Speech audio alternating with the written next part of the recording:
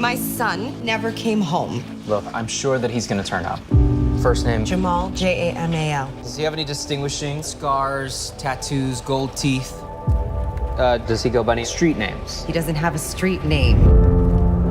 There was an incident. What does that mean? Further information needs to go through Lieutenant Stokes. I don't know him personally. They told me that he's been paged to come down here immediately. I want to know now. Man, I'm glad you're here. She went from like 0 to ghetto and nothing flat. It's okay. Everything's gonna be fine. Where's our son? Ma'am, I have kids too. Any of them black? Excuse me? Keep your hands on the wheel, boy. Look straight ahead. Don't make any sudden moves.